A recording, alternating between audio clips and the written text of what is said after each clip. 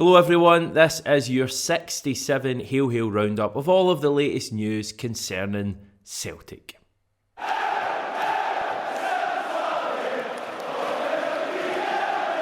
Thank you once again for choosing to spend a little portion of your life with me. We have an array of stories concerning different things today, so I'm just going to batter on. The first bit of news is that our upcoming home game against Hearts has a new date. As expected, Robbie Neilson's side will visit Celtic Park now on Sunday, August the 21st at 3pm. The game had originally been scheduled for the Saturday, but with Hearts playing in the Europa League on the Thursday prior, it has now been moved to the Sunday. The match actually comes right in the middle of their Europa League playoff two-legged tie, where they'll be up against either Swiss champions FC Zurich or the Northern Irish League winners Linfield. It looks like it will probably be Zurich, but who knows? And I believe that first leg for Hearts is going to be away from home, so they're going to be coming to Celtic Park a couple of days after having to go, away from home, possibly to Switzerland, which is obviously good news for us. Yes, sometimes we read too much into it, and certainly at the end of last season, with derby matches against Rangers, it didn't seem to work to their advantage too much, them having played a couple of days earlier. But I would say this is pretty decent, although we should be looking to beat Hearts at any stage. So this is our confirmed August schedule. 4 games away. That one against Hearts at home. As you can see, one of the games there is against Kilmarnock. That's not this weekend, but the following weekend at Rugby Park. Yesterday, Celtic released details for tickets for Celtic fans wanting to go and support the team, and they actually revealed the exact number of tickets we have received from Kilmarnock. I believe that's a relatively new thing. They've maybe done it on occasion in the past, but it is something that was brought up in a recent fan forum meeting with the club about transparency in away tickets. So it's positive, I think, to see Celtic releasing the number of tickets that they have received from various clubs. The number that we got from Kelly was 3,971. Given that we used to get well over 8,000 for visits to Ayrshire, it is severely down, and it confirms that Kelly are only giving us the Chadwick stand like we got on our last visit there. So it's going to be a scrap for tickets. I think that's going to be the case for pretty much every away game this season apart from Livingston, but we'll have to wait and see. Sticking with fan matters, the Green Brigade have released a statement via the North Curve Twitter page after their sensational tifo before the game against Aberdeen on Sunday. This is what it says. On Sunday, the Celtic support rallied together to produce a spectacle to celebrate last season's triumph and inspire the team to repeat that success this season. The tifo was funded by the Celtic support and cost a total of £22,227.66. It was planned and designed by the Green Brigade, and together with members of North Curve Celtic, around 38 hours was spent setting up the tifo across 7 days. This season, the Green Brigade launched a tifo fund to help finance bigger and better tifos at Celtic Park, which includes at least 2 full stadium tifos. Currently, the cumulative total sits at £26,866. The total Green Brigade spend on tifo for the season so far is £24,890.15. We want to thank everyone who has donated so far. You have made our efforts possible, and we hope that through your continued backing, we can keep producing memorable tifos for the team and support. Should you wish to donate these efforts, this fund will remain open throughout the season, and we will update the page periodically to reflect spend. They also actually released a couple of interesting images from the design process. The first one seemed to show very initial plans, and then we got what looks like the finished plans. So again, for someone like me that just loves these kind of things, design and what goes on behind the scenes, I think this is great. Again, it's kind of transparency, obviously very different to Celtic releasing the number of tickets they've received, but it's just great for supporters to be able to see, to get a glance, I suppose, at the work the North Curve and the Green Brigade put into this thing on Sunday, because you turn up Most fans turn up, they hold a card above their head for 45, 60 seconds, and this amazing tifo is shown around the world, showing Celtic off in a great light. But it doesn't just happen by magic, and the work that went in the background from key members at the Green Brigade and the North Curve, I think, was splendid. So great work from them. The final spectacle was just something really, really special, and great to see them coming out. And also, we know that we're expecting another one for the rest of the season. I would assume that will probably come in a Champions League night, maybe similar to the one we had against Barcelona. So we've got that to look forward to as well. And speaking of the Champions League, an interesting development yesterday was announced that UEFA are set to introduce semi-automated offside technology, or SOUT as it's been known, which is admittedly not quite as catchy as VAR. But this is going to come into the Champions League group stage this season, therefore it obviously concerns Celtic. It sounds quite intriguing, maybe slightly far-fetched. Robots, are they coming to take over our game? Let's take a look at exactly what SOUT is.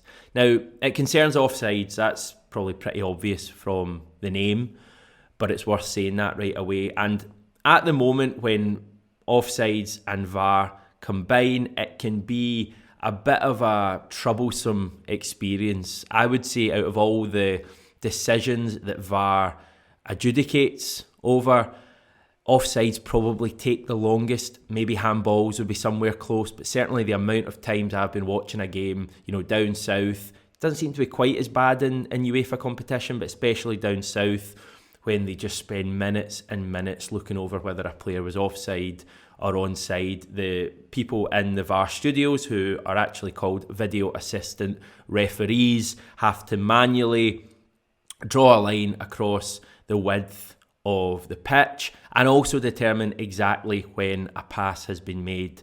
And this new system, SOUT, is said to bring that forward and make it a lot easier and less time consuming for both the VARs and people watching the games. Now, according to ESPN, a sensor will be placed in the centre of the match ball, recording data 500 times a second to detect when the ball has been kicked. All players will be mapped to create an AI model of their position, a similar method to goal line technology.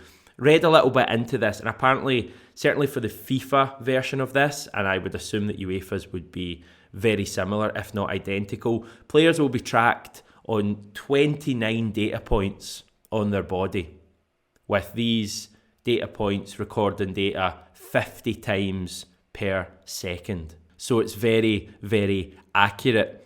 Just like in goal line technology, where you get that pretty clear animation, offsides will follow the same path, making things clearer to viewers at home and also fans inside the stadium. An example of the kind of thing you'll see in the Champions League group stage there. So kind of similar to goal line technology in terms of the simplicity of the graphic and how straightforward it seems to make things look. It was first used in the FIFA Club World Cup, which Chelsea won in February of this year. It will be used in the Qatar World Cup as well. That was said to be the first major event which is going to use this technology, but UEFA have snuck in right ahead of FIFA and will use it in the Champions League group stage. It's said to take offside decisions down from an average of 70 seconds to 25 seconds, which is a pretty major difference, although some decisions, some complex ones, could still take longer than 25 seconds. Examples of that could be players being offside but being inactive, and also phases of play when there's maybe multiple offsides occurring. So it's not all going to be plain sailing, but this seems like it's going to make things a lot easier for everyone, really. Players, referees, video assistant referees, viewers at home, fans in the stands. So it seems good, and it's just interesting as well. It's good for Celtic to be at the top table of European football and getting to experience all of these things. And if you want a look at how this semi-automated offside technology is going to work in a live environment, check out the UEFA Super Cup, which is on next Wednesday. It features Real Madrid and I know this. Who won the Europa League? Frankfurt. Sorry, that was it. Those two are playing in Helsinki next midweek, and the system will be used there. Right, elsewhere, and we've spent a little bit of time in the last two stories, so I'm just going to batter on with a fair few stories that may have caught your interest or you may have missed over the last day or so. Some bizarre rumours linking Tom Rogic with a move to Ammonia Nicosia, Neil Lennon's team, of course. As far as we can tell, these are nonsense, and the outlet Ammonia News reached this conclusion several days ago. So this has already been busted, basically. But I think what has happened is it's only now been picked up by the Scottish media. And let's face it, it does certain media organisations no harm at all to have the traffic going about and people wondering if there's anything in this. It doesn't seem like there is at all. Tom Rogic isn't going to be going to join Neil Lennon in Cyprus. It would have been weird that anyway, given that Lennon was probably the only manager Rogic had at Celtic who didn't really further his career.